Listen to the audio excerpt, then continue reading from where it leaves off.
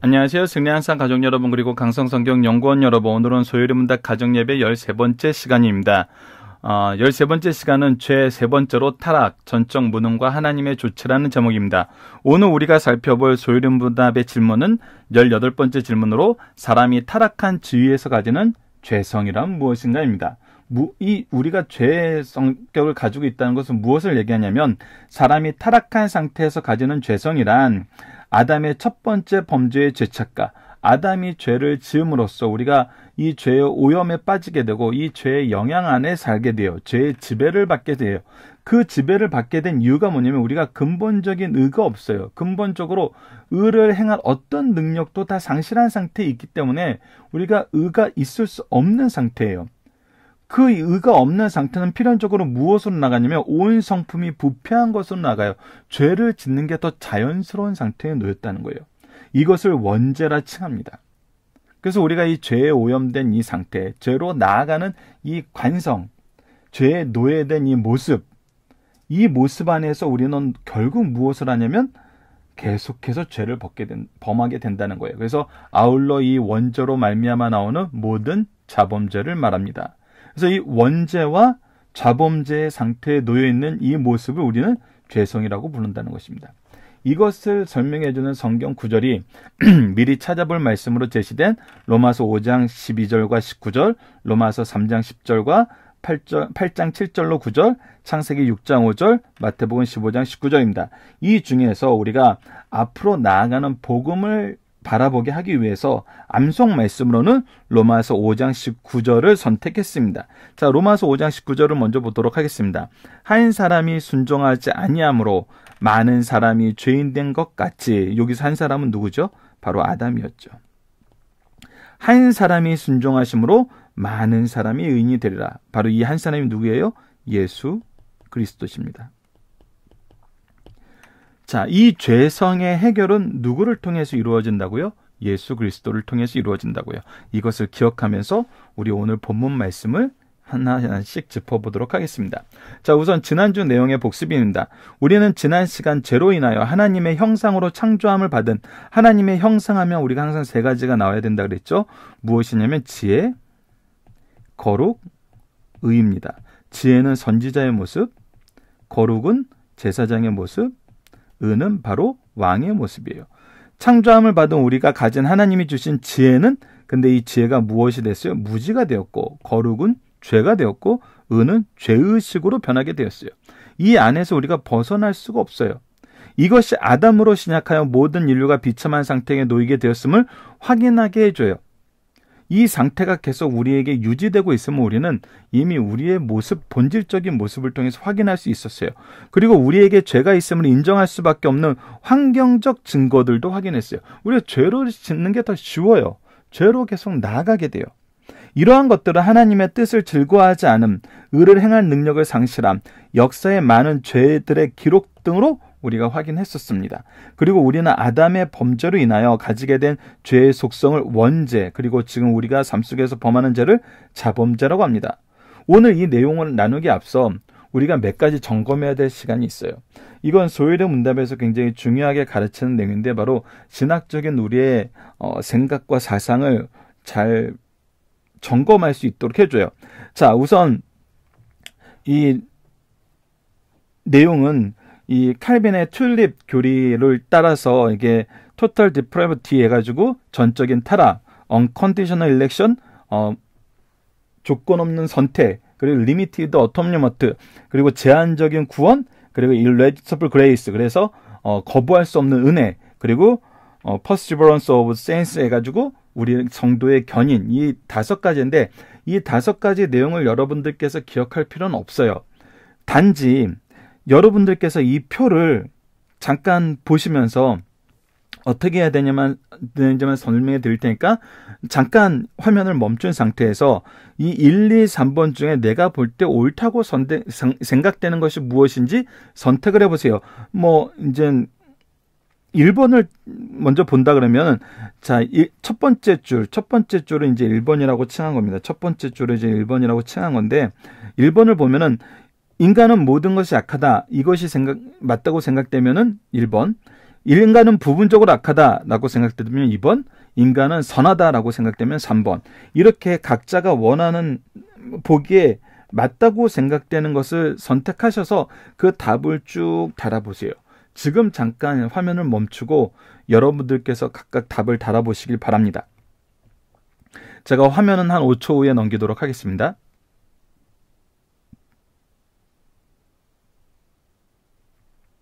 자, 이제 여러분들이 각각 이 화면을 멈추고 체크했다는 전제하에 말씀을 드리도록 하겠습니다. 우선 여러분들께서 1번을 정답으로 생각하신 것이 몇 개인지, 2번을 정답으로 생각하는 것이 몇 개인지, 3번을 정답으로 생각한 것이 몇 개인지 각각 한번 체크를 해보세요.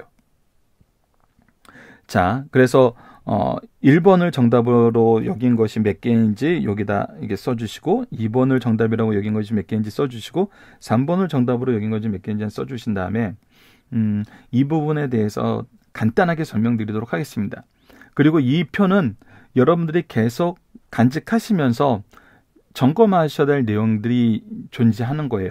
오늘 이 부분을 전부 설명하지는 않습니다. 근데 여러분들이 좀 충격받으실 수 있는 내용들인데, 여러분들 만약에 3번을 선택하신 내용들이 있다면은 그 내용에 대해서는 여러분들이 어떤 신학적인 스탠드를 취하고 있는 거냐면 바로 이단적인 스탠드를 취하고 있는 것입니다. 이단이라고 말하기엔 좀 어렵네요. 오히려 2번은 타 종교라고 얘기해야 되네요. 그러니까 기독교와는 완전 다른 그런 주장을 하고 있는 사람들의 내용이 바로 3번에 해당되는 내용입니다. 근데 2번에 해당되는 내용은 뭐냐? 이것이 오히려 이제 이단이라고 볼 수 있습니다. 혼합주의라고 보면 됩니다. 이것이 이제 굉장히 민감한 부분이에요. 이것이 보통 진리가 이해되지 않고 받아들여지지 않으니까 적당한 선을 찾아서 설명하는 내용들이 바로 2번의 내용들입니다. 개혁주의에서 얘기하는 신앙은 바로 이 1번이 전부 맞는 내용들입니다. 그래서 아마 여러분들이 2번이나 3번의 내용을 선택하셨다면 그 부분에 대해서는 우리가 말씀으로 확인하고 점검받아야 된다고 생각하셔야 됩니다. 그래서 이 부분은 여러분들이 각자 리더분들과 함께 했으면 좋겠어요. 이 리더분들은 정말 개혁주의 신앙을 바로 배운 분들은 이 내용을 설명할 수 있어요. 그러니까 여러분들께서는 우선 나에게 이런 요소가 있구나라고 이 표를 통해서 점검한다고 생각을 하시고, 이 점검받은 내용들은 각자가 한번 점검해서 나누는 시간을 가졌으면 합니다. 그리고 여러분들께서 이 소율의 문답 강의를 다 들으시면은 이 부분에 대해서 분명한 신학적인 내용을 확인하실 수 있어요. 하지만 이것이 소율의 문답 자체가 굉장히 100강의가 넘는 굉장히 긴 강의이기 때문에 100강의가 아니라 100개의 질문이 넘고 강의로는 거의 이제 60강의 가까이 나오기 때문에 아마 이 부분을 다 기억하지 못하실 거예요. 그래서 우리가 소율의 문답이 마지막 부분이 될 때 이 표를 가지고 다시 한번 이 내용을 하나하나씩 간략하게 설명하는 강좌는 따로 제작하도록 하겠습니다. 근데 여러분들께서 내가 도대체 어느 부분에서 잘못된 신학적인 생각을 가지고 있을까? 단 여러분들께서 굉장히 주의하시면서 봐주셔야 하는 건 뭐냐면, 내가 이렇게 생각하는 것이 성경의 가르침에 의해서 이렇게 생각하는 것인가? 아니면 내가 그냥 관성적으로 이 세상을 살면서 느꼈던 것인가? 라고 했을 때 여러분들이 그냥 내가 성경을 통해서 이 내용을 확인하고 배운 것이 아니라 관성을 통해서 생각했을 때 이 내용이 맞은 것 같아라고 여기셨다면은 여러분 이것 또한 여러분들이 우리가 얼마나 이 죄성에 쌓인 삶을 살고 있는지를 확인해주는 또 증거가 돼요. 그래서 하나님은 성경 말씀을 주셔서 이 부분을 고칠 수 있도록 인도해 주신 거예요. 그 부분을 우리가 항상 기억해야 됩니다. 자, 그럼 오늘 본문으로 들어가 보도록 하겠습니다. 오늘 본문은 전적 타락입니다. 우선 성경 말씀을 한 구절 한 구절씩 확인하는 시간을 먼저 갖도록 하겠습니다. 자, 1번에 해당하는 것이 아담의 첫 번째 죄책이 무엇인지에 대해서 설명하는 것이 바로 로마서 5장 12절과 로마서 5장 19절입니다. 자, 그러므로 한 사람으로 말미암아, 그것이 뭐예요? 바로 아담의 이 첫 범죄예요. 죄가 세상에 들어오고 죄로 말미암아 사망이 들어왔나니 우리가 지금 이제 이 사망에서 자유로울 수 없다는 것 자체도 무엇을 증거해요? 우리가 죄의 노예가 되어 있다는 걸 증거해요. 이와 같이 모든 사람이 죄를 지었으므로 사망이 모든 사람에게 이르렀느니라. 우리가 죄를 가지고 있다. 죄성 속에 살고 있다라는 증거, 가장 확실한 근거는 뭐라고요? 바로 우리에게 사망이 있다는 것. 두 번째, 오늘 암송 말씀. 한 사람에 순종하지 않으므로 많은 사람이 죄인 된 것 같지. 자, 죄인 된 것은 우리가 당장 위의 말씀을 통해서 무엇을 통해서 확인할 수 있어요? 사망. 그러나 우리가 소망하는 것은 뭐예요? 한 사람의 순종하심으로 말미암아 많은 사람이 의인 되리라. 예수 그리스도의 은혜를, 구속의 은혜를 우리가 의지할 수 있게 됐어요. 자, 두 번째, 근본적인 의가 없는 것. 이거에 대해서 로마서 3장 10절에는 기록된 바 의인은 없나니 하나도 없으며 해서 의인은 하나도 없다고 얘기하시죠. 로마서 8장 7절에서 8절은 이것을 더 자세하게 설명해 줍니다. 육신의 생각은 하나님과 원수가 되나니 우리는 자꾸 하나님과 반대된 생각을 하려고 그래요. 여러분들, 이 부분에 대해서 우리가 얘기할 때 저는 자유의지의 예를 많이 들어요. 자, 하나님께서는 안식일을 기쁘고 즐겁게 지킬 수 있도록 우리를 창조하셨어요. 그것이 천지창조의 역사 안에서 창세기 1, 2장 안에서 드러난 내용이에요. 그런데 우리는 자유의지를 가지고 있으면서 항상 무엇을 생각해요? 아, 오늘도 우리 주일 지켜야 되나? 아, 오늘도 우리 말씀 읽어야 되나? 아, 오늘도 우리 기도해야 되나? 우리의 자유의지는 항상 무엇과 반대되는 쪽으로 나가요? 예, 하나님의 생각과 반대되는 쪽으로 나가요. 희한하지 않나요? 바로 이것이 죄의 모습이란 거예요. 이는 하나님의 법에 굴복하지 아니할 뿐 아니라 할 수도 없습니다. 자, 적극적으로 안 하기도 하지만 내가 하려고 해도 어때요? 할 수도 없어요. 우리의 이 무능한 상태, 근본적으로 의가 없어서 이 의가 어떻게 해야 이루어지는지, 어떤 방향으로 나가야 되는지도 우리에게 가르쳐줄 수 없는 상태예요. 의가 없는 상태예요.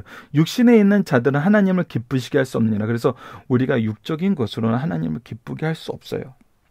자, 계속해서 말씀을 보도록 하겠습니다. 3번에 대한 부분, 온 성품이 부패한 것인데 이것을 원죄라 칭하며. 자, 봅시다. 창세기 6장 5절. 사람들, 여호와께서, 이건 노아 시대의 얘기입니다. 여호와께서 사람의 죄악이 세상에 가득한가? 그의 마음으로 생각하는 모든 계획이 항상 악할 뿐임을 보시고.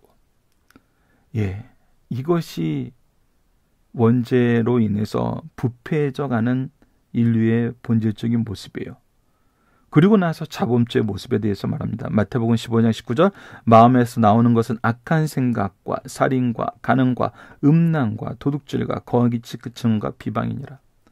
우리가 얼마나 이것들을 잘 범하는지 우리는 알고 있잖아요. 이것에서 벗어날 수 없는 존재임을 우리는 너무나 깊이 경험하고 살죠. 악한 생각, 살인, 간음, 음란, 도둑질, 거짓 증언, 비방. 여러분들, 너무나 슬픈 사실이지만 이런 것들이 가장 우리에게 잘 전달되는 것이 뭐예요? 예, 뉴스죠. 이 세상이 너무 안타깝지 않습니까? 뉴스 전하는 자들도 누가 하는 악한 생각, 살인에 대한 내용, 간음에 대한 음란, 도둑, 거짓 증언, 비방, 이런 것들이 항상 우리에게 뉴스로 전달돼요. 얼마나 죄가 많다는 것입니까? 그리고 우리가 이 부분을 거부하는 것도 있지만 이 부분을 또 보면서 그것을 비난하면서 희열을 느끼기도 하고, 그것을 보면서 또 방법을 배우기도 하고, 이 죄에 만연된 이 내용들은 우리가 정말 벗어날 수 없는 현실의 이 단단함을 우리가 항상 보고 있잖아요. 자, 우리는 말씀과 우리의 상태를 통해 전적 부패의 상태의 특징을 확인할 수 있습니다. 자, 다시 한번 그 특징을 확인해 봅시다. 전적 부패는 내적인 것이라는 거예요. 인간은 볼 수 없어도 하나님은 보신다는 거예요. 내가 아무리 의롭다고 해도 이 내적인 것에서 우리 부패, 죄의 속성은 계속 드러나요. 그리고 하나님은 이것을 분명히 감찰하세요. 두 번째, 이 죄는 매우 크다는 거예요. 인간들을 보기에는 상대적으로 이것이 작아 보일 수 있어요. 나는 참 착하게 사는 것 같아 라고 얘기할 수 있어요. 근데 하나님이 보시기에는 난 참 착하고 산 것 같아 라는 것은 상대적인 비교일 것이고 그들 가지고 있는 그 죄성의 모습은 굉장히 크다라고 얘기하고 계신다는 거예요. 실제로 커요. 그래서 우리는 다 죽잖아요.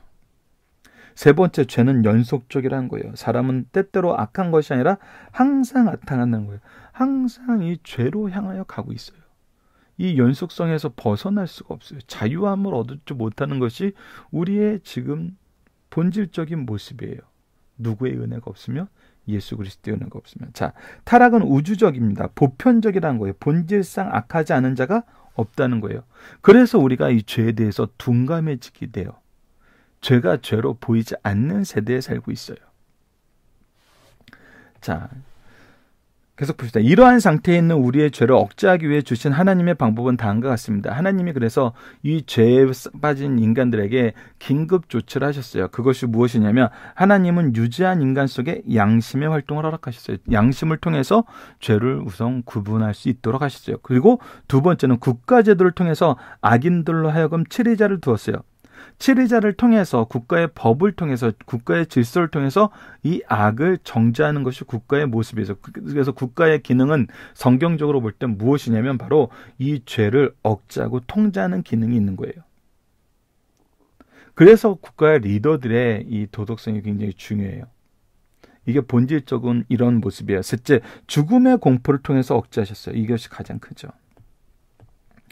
죽음이란 거 앞에서는 사람들이 진실하게 만드셨어요. 그러니까 죄의 문제에 대해서 돌이킬 수 있는 것으로 죄의 공포를 주셨어요. 이 공포를 주지 않았으면 우리가 그냥 다 죽음으로 갔어요. 근데 하나님은 죽음의 공포를 주셨다는 거예요. 그래서 때로는 이 공포가 우리로 하여금 돌이키게 만드는 기능이 있음을 우리가 확인해요. 넷째, 가정교육과 사회의 영향으로 죄를 억제하게 하셨어요. 이것을 그리고 통제할 수 있는 제도를 만드셔서 그 안에서 무엇이 죄이고 무엇이 죄가 아닌지 배우게 하셨어요. 자, 그러나 이러한 것들은 억제하는 것이지 해결하는 것이 아닙니다. 해결은 안 돼요. 이것을 통해 하나님의 구속을 바라보게 하는 것입니다. 하나님의 구속을 바라보게 하고 이 교육의 굉장히 중요한 자료가 뭐예요? 바로 우리에게 주신 하나님의 말씀인 바로 성경이죠. 그래서 우리가 성경을 배우고 가르쳐야 되는 것입니다. 그런데 우리의 타락은 이러한 억제 정체를 가지고 자신의 의를 드러내며 자랑하고 이것을 남을 정죄하며 오히려 죄를 더하는 경우를 봅니다. 근데 이 억제 정책을 통해서 우리는 이 죄를 자복하고 회개하고 하나님께 나아가는 것이 아니라 이 억제하기 위해서 하나님이 주신 것을 가지고 자신의 의를 드러내려고 그래요. 우리의 의가 없는데 드러내려고 그래요. 거기에 뭐예요? 결국 거짓이 있고 상대적인 교만이 있다는 것입니다. 자랑하게 돼요. 그리고 이것을 오히려 남을 정죄해요. 정죄받을 사람이 정죄하는 일을 해요. 결국 뭐예요? 죄를 더 만드는 거예요. 그래서 이 죄에 빠진 우리의 무능력함은 얼마나 크냐면 하나님이 우리를 억제하기 위해서 주신 것까지도 죄의 도구로 만드는, 우리가 이것을 멀리서 찾아볼 필요 없잖아요. 항상 뉴스에서 나오는 얘기들, 이런 얘기들 얼마나 많이 옵니까? 그래서 이 내용을 우리가 기억해야 됩니다. 우리가 얼마나 전적으로 무능한 상태에 있는지, 그리고 하나님의 조치는 무엇인지. 자, 하나님의 조치는 뭐였어요? 예수 그리스도였어요. 본질적으로는 예수 그리스도지만 아까 얘기했던 대로 양심의 법과 그리고 국가라는 제도와 그리고 죽음의 공포와 교육을 통해서 이것을 해결하게 하시죠. 이것을 통해서 계속 누구를 보게 만드세요? 예수 그리스도를 보게 만드셨어요. 자, 이런 생각을 잘 하시면서 이 질문은 굉장히 함정 질문입니다. 여러분, 자, 우리는 결국 죄를 다시 범하게 되는데, 왜냐하면 우리는 전적으로 무능하잖아요. 죄에서 벗어날 수 없어요. 근데 착하게 살기 위해서 노력하는 것은 무슨 소용이 있을까요? 여러분 뭐라고 대답하겠습니까? 이것을 왜 함정 질문이라 그러냐면 이 질문은 굉장히 안 좋은 질문이에요. 근데 여러분들 이 질문이 굉장히 자주 나오는 걸 볼 수 있어요. 이 질문의 가장 핵심적인 잘못된 부분이 어디일까요? 자, 우선 팩트를 봅시다. 우리는 결국 죄를 다시 범하게 되는데, 이거는 전적 무능에서 오는 팩트예요. 그러면 어디가 문제일까요? 예, 착하게 살기 위해 노력하는데, 이 노력이 여러분들 굉장히 잘못된 질문입니다. 이것은 지금 또 누가 기준이 됐어요? 내가 노력한다 라는 게 기준이에요. 내가 노력한다. 결국은 이 전적 무능을 인정하는 거예요? 인정하지 않는 거예요? 인정하지 않는 거예요. 전적 무능하다고 얘기를 하고 이것을 인정했는데 내가 무슨 노력을 해야 되지? 내가 무슨 노력을 하는 게 무슨 의미가 있지? 결국 나는 내 생각은 무엇으로 가고 있어요? 계속 하나님의 생각과 반대되는 나 중심. 하나님 중심이 아니고 나 중심. 그리고 하나님의 뜻에 거부하는 것. 그건 본질적으로 이거에 대한 바른 질문은 무엇일까요? 오히려 바른 질문을 보면은 더 잘 이해가 될 것입니다. 자, 우리는 결국 다시를 범하게 되는데 어떻게 해야 우리는 착하게 살 수 있을까요? 더 구체적으로 누구를 통해 착하게 살 수 있게 될까요? 그리고 그분을 의지하여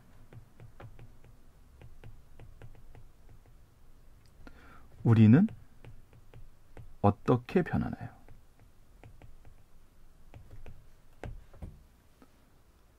즉 내가 하는 것이 아니라 나의 being 문제에 대해서, 나의 존재의 문제에 대해서 우리가 고찰하고 하나님의 인도하심을 우리가 순종하면서 이것을 지켜볼 수 있어야 돼요. 그러니까 이것은 전제는 하나님이 말씀하신 대로 우리는 전적 무능력하다는 걸 얘기하고 있지만 이 전제 자체를 깡그리 무시하는 질문이 오늘 질문이에요. 우리가 전적 무능력하다는 걸 인정했다면은 누구를 의지해야 돼요? 하나님을 의지해야 돼요. 예수 그리스도의 복음을 의지해야 돼요. 그리고 그 예수 그리스도의 복음이 우리를 어떻게 변화시키는지를 보고 우리에게 약속하신 성령의 역사하심이 무엇인지를 볼 줄 알아야 돼요. 이것을 우리가 성경을 통해서 배우고 이것을 우리가 삶 속에서 확인하고 이것을 전하는 자로 사는 거예요. 근데 여기는 결국 이 질문은 계속 누가 주인공이에요? 하나님을 인정하는 것 같지만 내가 주인공이고 나의 뜻은 하나님의 뜻과 반대되는 쪽으로 가고 있다는 것을 증명하는 질문일 뿐이에요. 여러분들 이 질문을 우리가 자주 받아요. 그리고 이 질문에 대해서 조금 전에 설명해 드린 것과 다른, 그래서 당신은 뭐를 해야 돼? 뭐를 해야 돼? 뭐를 해야 돼? 뭐를 해야 돼? 이런 것들이 아까 우리가 점검표에서 봤던 것처럼 기준이 다르거나 혼합했거나 그런 방법으로 나간 내용들이 너무 많다는 것입니다. 이런 것을 우리가 좀 구별할 수 있는 작은 기준이라도 이 질문을 통해 그리고 오늘 점검표를 통해서 여러분들이 확인하셨으면 합니다. 오늘 수요일의 문답으로 드리는 가정예배는 이것으로 마치도록 하겠습니다. 감사합니다.